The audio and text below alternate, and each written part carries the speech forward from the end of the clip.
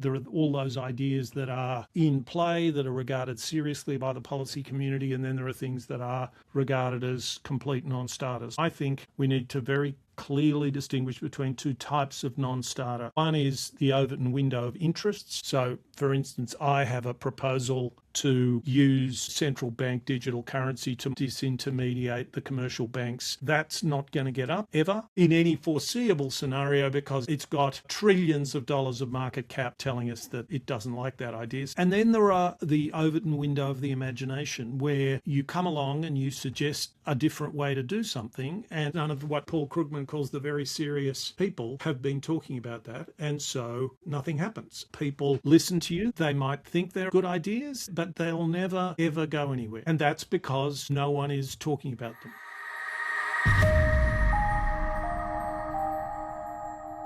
Welcome to one of these very occasional episodes of Uncomfortable Collisions with Reality. As you can see, I'm rather chuffed with that title. And I was having a conversation with Luca just because I was intrigued by something he posted at his blog Wonk Watch. I said, do you want to have a chat? And we did. And then, one thing leading to another, a chat being the gateway drug to a podcast. I said, do you want to see if we can record something and say things that might be of some interest to other people? So that's the full background, and I'll hand it over to Luca to tell us something about himself, and then we can talk about the two blog posts that we discussed a little bit. Luca. Yeah, well, thanks for having me, Nicholas. Why have a chat if you can't turn it into content, I suppose? Yeah, so right. I write a Substack called Wonk Watch, where I just kind of write about policy issues and things that are interesting me in that world. And I wrote a series of blogs that I titled Austerity of the Imagination, which might have been a slightly overly abstract title. But the sort of idea was that I was reflecting on the fact that I've been working in policy and in think tank land for about 10 years now. And I'd started to reflect on the fact that a huge amount of the work I'd done in that across different policy areas had been work that was, in so many words, it was about managing decline. It was about working out how to do more with less. It was about trying to find a sort of weird trick to allow you to keep struggling on in harder and harder circumstances. And I started to worry that maybe that approach to things might be having some sort of impact on my intellectual capabilities. And I started to think that actually it's not just me who's stuck in this mindset of this sort of scarcity mindset at all times. Really, if you look across the policy landscape, and I was thinking about this in a UK context, it felt like people in all sorts of areas of politics, all parties, were in a sort of dynamic of feeling like they'd run out of steam in a lot of policy areas, that there were a lot of everyone in Britain can name the sort of crises we're afflicted with: social care, housing, whatever. But there aren't really radical solutions coming from anywhere in the political spectrum, whether you would agree with those ideas or not. There's just a sort of a sense of exhaustion, I think.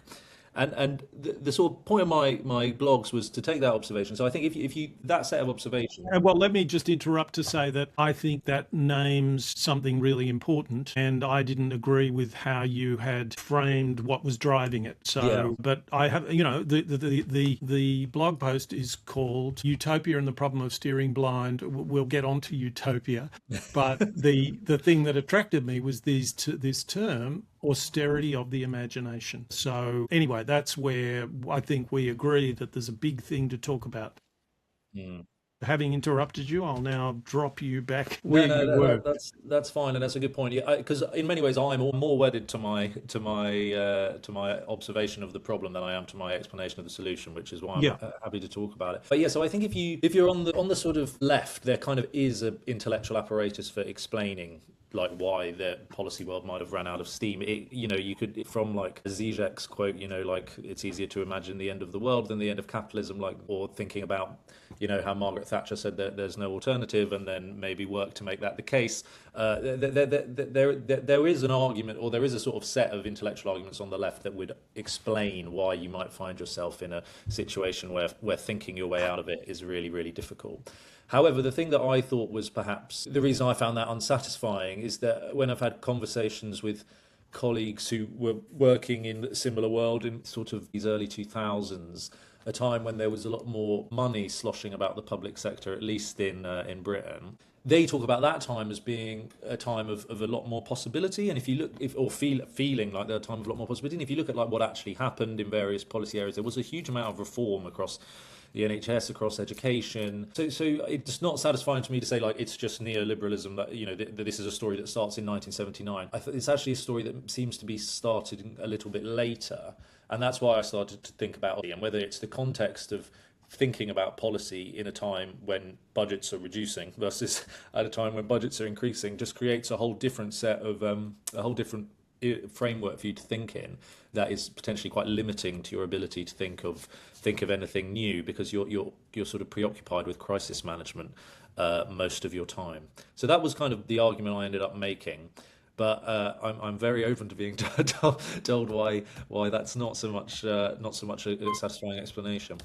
Yeah, so we didn't have austerity in Australia, and we've got exactly the same situation. And we have a leader who's quite like yours, not nearly as unpopular, but very cautious. And so I think something has happened, and I guess I go back to the not 70s. I mean, I was a young adult in the 70s, so I knew what was happening, but I became a staffer in 1981 to an opposition politician in Australia who then became the Minister for Industry in 1983.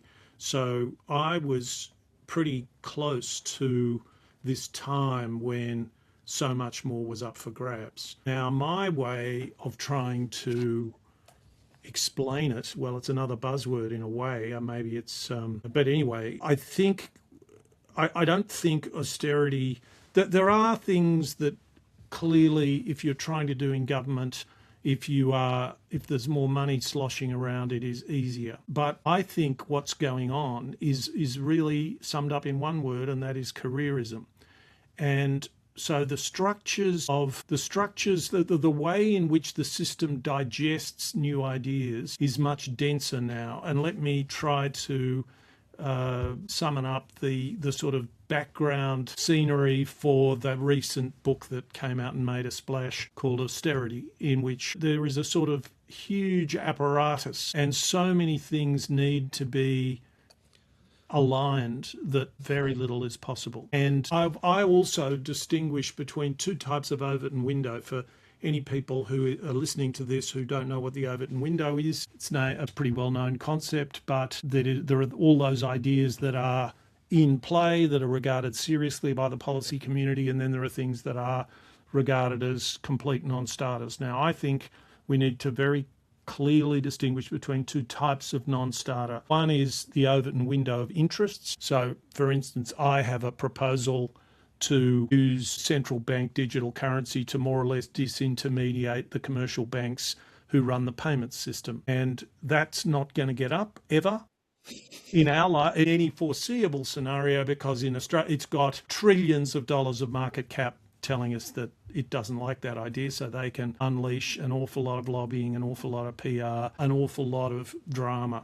And then there are the Overton window of the imagination, where you come along and you suggest a different way to do something, and it just, nobody's serious. None of what Paul Krugman calls the very serious people have been talking about that, and so nothing happens. And you can be outside the system, you can even be inside the system, and you can put very well crafted arguments together, and it simply doesn't matter. People listen to you, they're paid a full-time salary to have you into their office and say how good it is for you to come and see them with these ideas, and they might think they're good ideas, but they'll never ever go anywhere, and that's because no one is talking about them.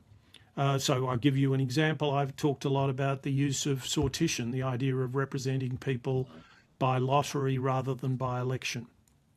There are all sorts of ways in which we could devolve governance to bodies other than the central government using mechanisms like that. Another one, I was talking to someone today. So I have the dubious distinction of being the most dismal of all folks. I'm a second generation economist, and my father was involved in the early stages of neoliberalism in Australia, and that was actually a left of centre neoliberalism, as it was in the United States, and to some extent it was in the UK with Jim Callaghan. And I became aware of this in the early mid 70s, and I thought, oh, I know what this will be. This will be these people will, social scientists, people who spend time learning about stuff, knowing about stuff, considering ways that things could be done better, will simply go from place to place and they'll find ways to improve things. Now, the example I gave today is the legal system, which is simply extraordinary. It's run by lawyers who are taking in thousands of dollars a day based on how long they can run cases for. And imagine if I have a dispute with my neighbour about how loudly they're playing music. Well, we've both got to put down tens of thousands of pounds, and we might get a resolution in 6 months or 9 months, or in your country, rather a lot later, because you've got much longer waiting lists. I mean, this is a completely absurd system. This should be $1,000, $1,000 down each, and we get a fairly quick independent resolution, and then we get follow-up and so on. Anyway, whenever I see a defamation case, I prick up my ears because all of the evidence is there. Usually it's published defamation, and then there's a case, and these people can run. So the son of, he's sort of stuck in my mind because he's the son of Oswald Mosley over in your part of the world, and he's got something to do with the Grand Prix, and he was written up by the Daily Mirror or the Sun or something over there as having Nazi-themed sex parties, something like that. And he sued and he was successful, and it cost him £1 million or more. I mean, it's just completely absurd. Likewise, the person Andrew Lowney, who wrote a book on Andrew and Fergie in order to get money back because he basically had to sell his house to get access to documents about Lord Mountbatten. Now, there are two issues there. One is whether they should be locked up as much, but the second is if you have a legal system for trying to get access to them, it shouldn't cost you £1 million. It's just completely absurd. So we could have been marching through the institutions, fixing them. I'll just say one further thing. Doesn't mean what is now a kind of standard economist's answer, which is you just run around marketising everything. That's part of the problem, that the whole agenda sort of just melted down into a form, an oligarchic formula. So that's my picture of where we were and what's happened, and it's not got anything to do with austerity. Do you want to unpack a bit more what you mean about careerism specifically? Like, what's it changed? It's a good question. Being in this line of work or in the general wider politics and policy world.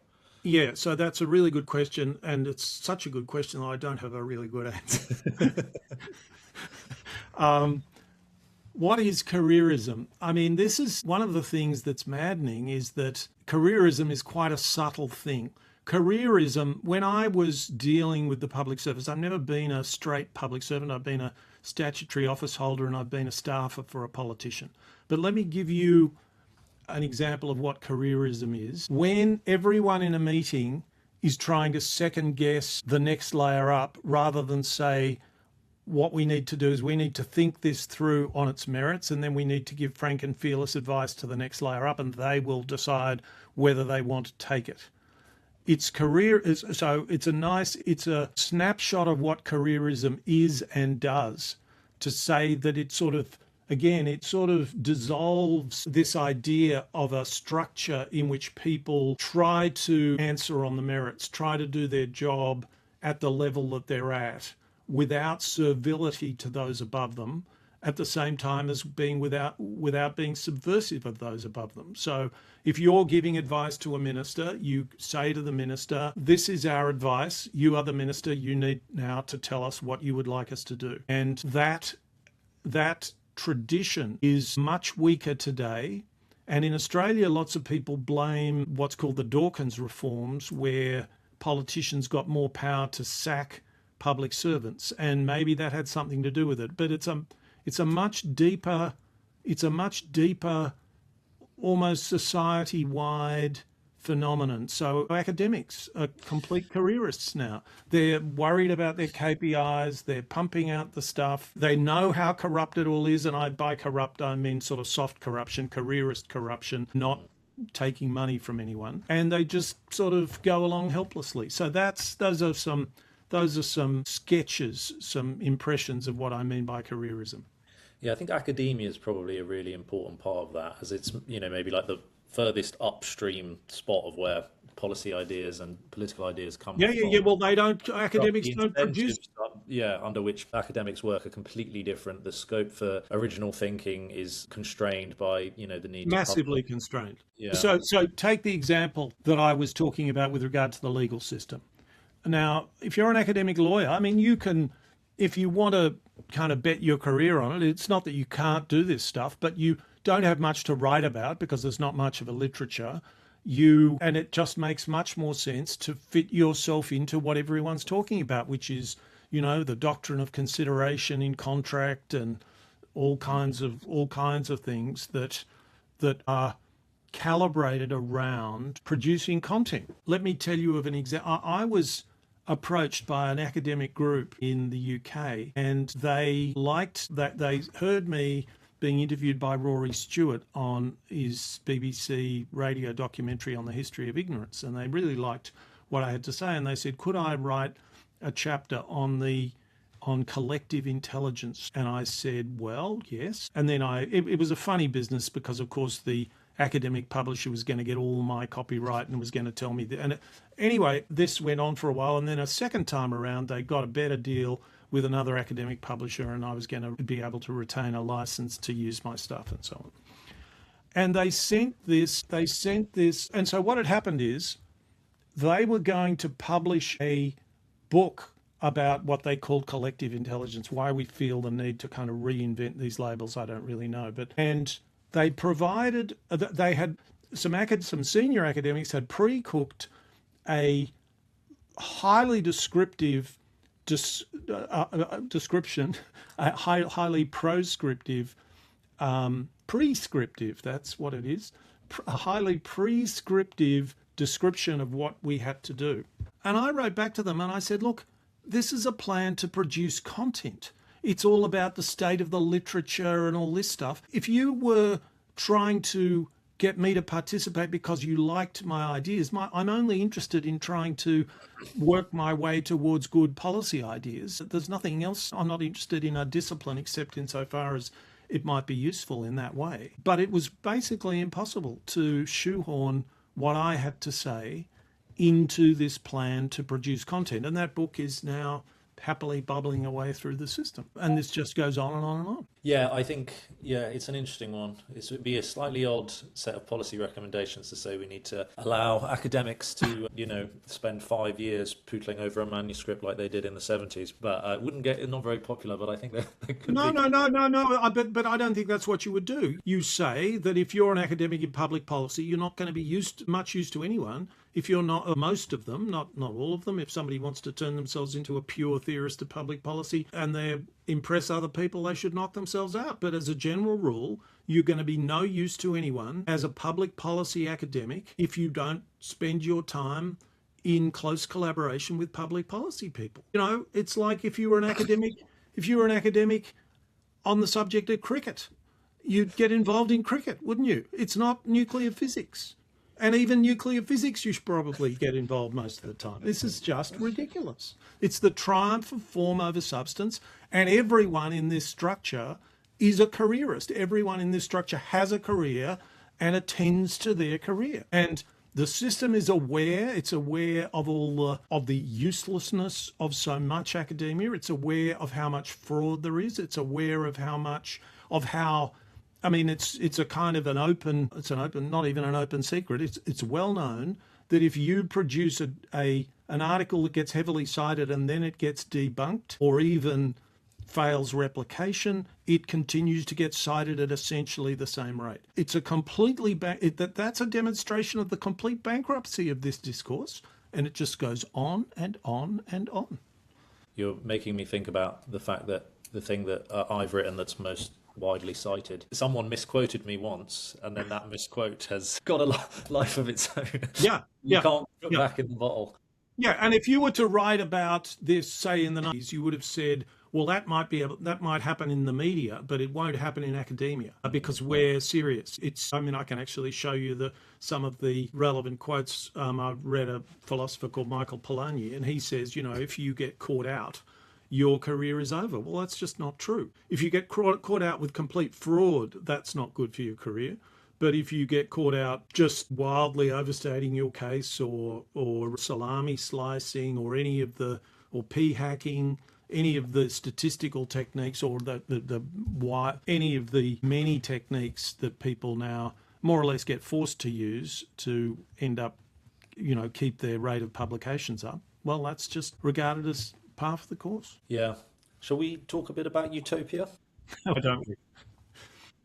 Well, so that was my sort of second blog that I wrote, which was about whether part of our problem of sort of lack of imagination, lack of fresh thinking, is that it's very hard to get people to articulate in any area of public policy and maybe in politics more generally a very sort of holistic view of what it is they're trying to achieve. And, if you say, where would we like the health system, the education system, whatever to be in a decade's time? People tend to just sort of say better, and they would mean better on a metric that's already being measured, if you see what I mean. Like better exam results, less waiting times, whatever the case may be. What you don't get much of is a vision of a system, a sense of what it would be like to interact with that system, what it would feel like, what the offer would be, what the social contract would be. These kinds of questions, I think, the more first order questions are quite unfashionable because they're kind of unevidenceable. I can't produce data to tell you why my utopian vision is correct. You know what I mean? It's a set of values, it's a set of principles. But if you don't have a set of values or a set of principles, it can be quite hard to build anyway. And as I sort of, to use the metaphor I used in the blog, it's a sort of steering blind. Like, can you get somewhere if you can't actually articulate where that place is? And so that was where I thought you can question whether utopia is the right word for this, but what I was sort of trying to get at was a lack of a vision of the future as a problem in policy and in policy like reforming circles, because how can you reform if you don't know where you're trying to get to? But you disagreed with that. Totally. You've walked into my trap. No, but that was good that you've outlined those things. The first thing I'll say is I will quote from memory as best I can one of my favourite letters to shareholders from Warren Buffett. It must have been about 20 years ago. But it's the opening line and it says, words pretty close to this: I regret to inform shareholders that your chairman, i.e. the person writing this note, Warren Buffett, that your chairman has made more than his usual share of colossal blunders this year. However, we do have one abiding asset.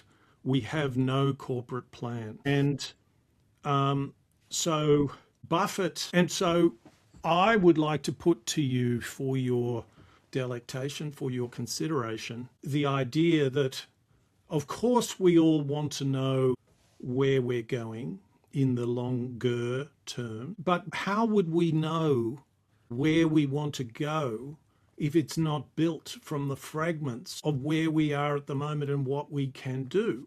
And I'd also say that although you say that it's hard, if it might be hard to publish, I mean, it's not very hard to publish this, certainly in the grey literature. It might be hard to publish it in academic literature.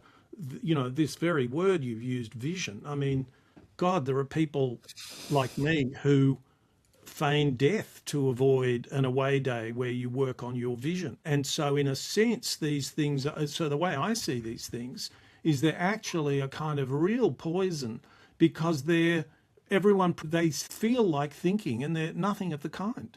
So these words, I mean, I just wrote them down as you were speaking: vision, mission, and values. Now, you can spend a morning talking about your values, but you'll never actually end up talking about a dilemma.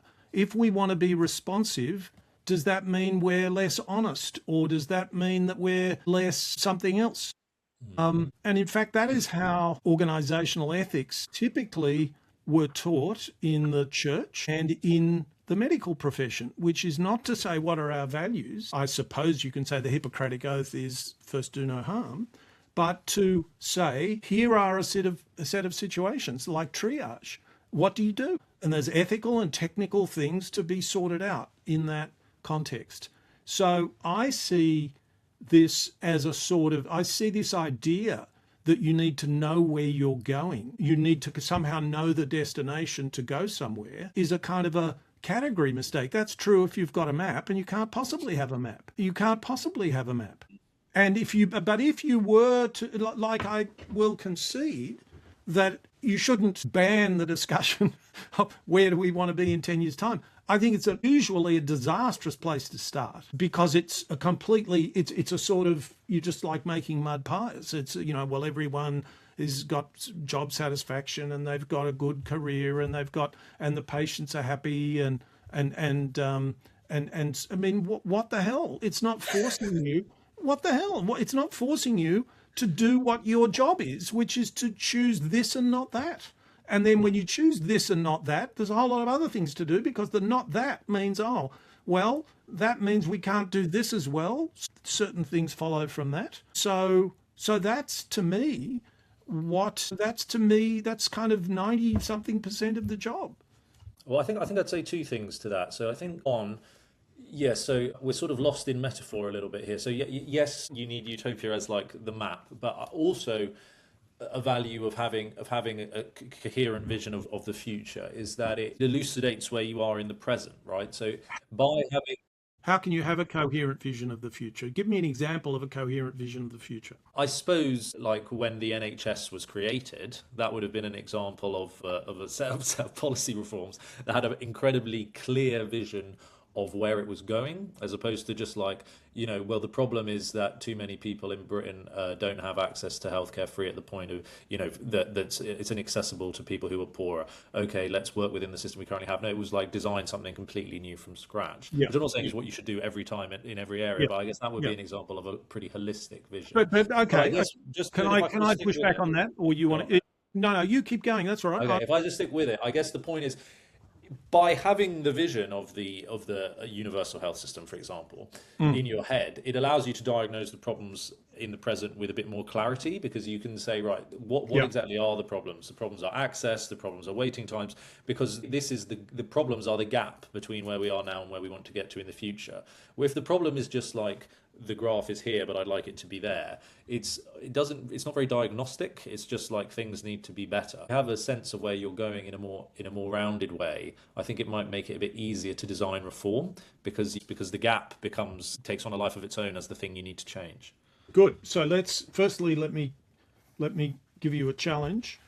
You've told me that this utopian idea or this long-term idea of a goal helps you determine that access and waiting times are problems with the NHS. Well, would you like to give me a better example that illustrates your point, because it illustrates my point?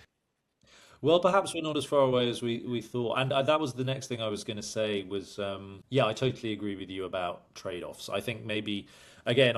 Well, I'm not just saying trade-offs. I'm saying a complicated, practical wrestling with the dilemmas of practice, whether you're in engineering or medicine or, even something as horrible as PR. Although I don't think that you could possibly have a long-term goal for PR. It's got a 24-hour...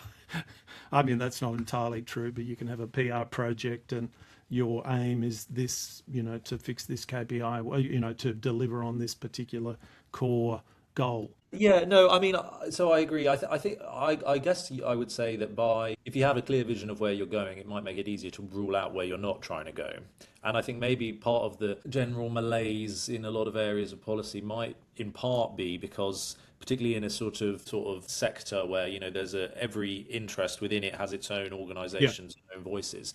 The sort of path of least resistance is to try and give everyone a little bit of something because we have to appease this stakeholder and that one and this one and that one. Whereas and that can lead to you just being pulled in all directions and going nowhere.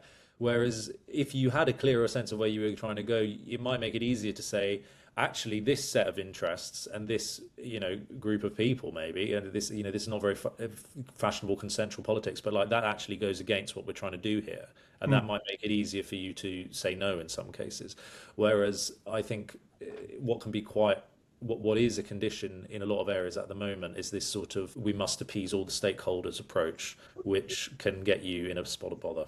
Yeah, no, there's no doubt about that. But what would you say to my challenge there, that that's really about the political system that sits at the top of this?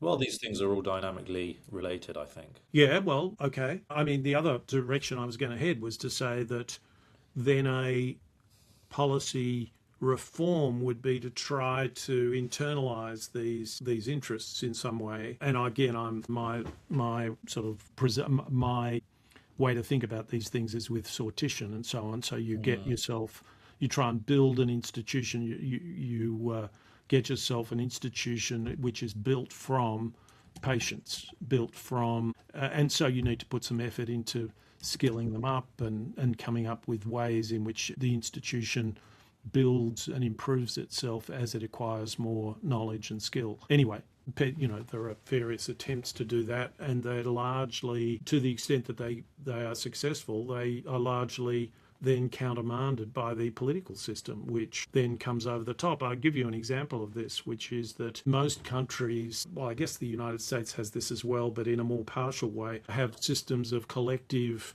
negotiation with pharmaceutical providers and then provision of free or heavily subsidised drugs. And then that creates this dilemma of what drugs are in and what drugs are out. And in my country, and also in yours, I think, there is an official highly skilled body that is in charge of this, and the Minister for Health may have oversight. And then there's a slush fund that the Cabinet's got. And if the Cabinet wants to bring in some anti-cancer drug that costs £200,000 a year, because there are some powerful people who want it to happen, it can be made to happen. That's true here. That's true in Australia. It's true in the United Kingdom. So that's an that's an example of the primacy of this political system. Yeah. So maybe we're not so far away on that point, but yes, I've just been thinking about different examples of like utopian thinking. I don't think we're very far away on what good policy is. I haven't noticed it. I just think it's sort of, for me, it's become important to identify what I call counterfeit thinking, and I'm hopping in on that basis. That's quite different from the ideas, policy reform ideas, and as I say, I don't detect any big difference between us. No. So I mean, as I say, I'm not necessarily completely wedded to my sort of diagnoses of what to do, but I'm quite wedded to my diagnosis of the problem. Yeah, well, I agree with you.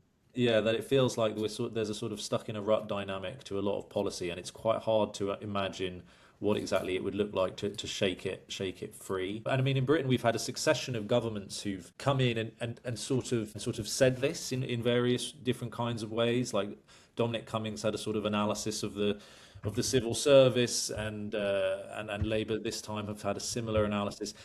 You can question whether it's really the civil service's job to be the people who should be setting the direction. In some ways it needs to come from the political parties themselves. But it does feel like we're going round and round in a sort of cycle of everyone sort of acknowledging this is a problem and everyone sort of blaming each other for it, different parts of the system blaming each other for it, but no one really taking a step back to think about the incentives, the sort of the natures. I mean, I think your career point is a really interesting one. The nature of people's career structures, what's incentivized in terms of getting ahead, and as a result, I think things are no closer to being fixed than they were whenever people first started talking about this problem in the UK, which I think was probably about 10 years ago now. But the way you've spoken about the political decision makers it's as if their job is to do this and they're going to kind of get round to it. I think they're less and less likely to get round to it. This is a process that's been going on since we invented electoral democracy over 100 years ago. And why would you expect? Yeah, and so, my own exposure to this leads me to believe that it will get continually worse. It won't get monotonically worse. So there will be revivals. There will be times when some talented politicians turn up and try and achieve some things. But our political system is one of performance. And it's a highly elaborated performance in which truth dies 1,000 deaths. So the electorate are enraged that they're not told the truth, and they're not told the truth because if you told them the truth, the electorate wouldn't vote for you. So, but what this does is it enables the electorate to imagine that they're the good guys and the politicians to whom they've outsourced the bullshit, that the politicians are to blame, but they won't vote for if Keir Starmer or Kemi Badenoch or Nigel Farage said, look, Europe is in a terrible mess. We're going to have to spend a lot more money defending ourselves against the Russians. We've got an energy crisis. So we're not going to, basically taxes are going to have to go up. People aren't going to vote for that, just as they wouldn't vote for it in the 1930s. So we have a system that is unable to focus on problems in a candid sort of way. I mean, maybe this is a sort of maybe slightly doomerish note to end things on, but there is also like an argument that we as citizens in 2026 have a slightly skewed idea of what's normal in terms of like change and reform within your lifetime. Like the 20th century was an extraordinary time, and there was a sort of, at a global scale, a huge sort of leftward policy revolution post-war that affected most of the developed world, and then a sort of countervailing backlash to that happened in 1979, early 80s. But actually, the historical normal is that most generations don't see that much change. And we might be reverting to a period where things are much more unchanging than they are changing. And actually that would be the mean sort of situation, which is a slightly depressing thought, although maybe some people would find it a good thought that they're going to live in less interesting times going forward. Yes. Well, we're not seeing a lot of sign that we're going to live in less interesting times, but we are seeing plenty of signs that thoughtful and positive policy reform is on the back foot. Let me leave you with a kind of hopeful thought, which is that I think if I'm asked where does that careerism come from, it comes from many places. But one of the things that it comes from the top is that politics is really an incredibly hazardous business. If you say some things and you try to put them in a compelling way, you will then, the weaponizers are all out there trying to misrepresent you. I'll give you an example. When Margaret Thatcher said, I'm not a big fan of Margaret Thatcher, just to make that clear, but when Margaret Thatcher said there is no such thing as society, she was actually making the very point that she's taken to be making the opposite of. She was actually talking about people's duty to their neighbours. That was the point of what she was saying, that society wouldn't help, but people have a responsibility to get on with their neighbours, to help their neighbours, and so on and so forth. So politics is a matter of competitive misrepresentation through a media environment, which of course is now much choppier because of social media, but the example of Margaret Thatcher is not from the social media era. So one of your main tasks as a politician is not to make mistakes, and therefore you don't really say anything and you don't embrace new ideas unless they can't you don't embrace ideas that create clear losers. Well, any decent idea will create some losers. So those things are behind a lot of the sort of diminution of I think that's just my assertion. And if we are to use this other way to represent the people by selection by lot, by sampling rather than by election, a lot of that pressure goes away and people actually can focus on ideas that might be a good trade-off that might work and so on. I can't fully sketch out for you how I also think that it's not just a matter of a citizen assembly. It's like Parliament itself. It's about, I would like to see decades of institution building behind that institution to give it so that it gets a corporate history, so that it gets traditions, so that it gets a meritocracy functioning within its own world. I won't try and sketch those things out now, but I think that could produce something really quite astoundingly exciting. In one of the comments I left on your blog, I mentioned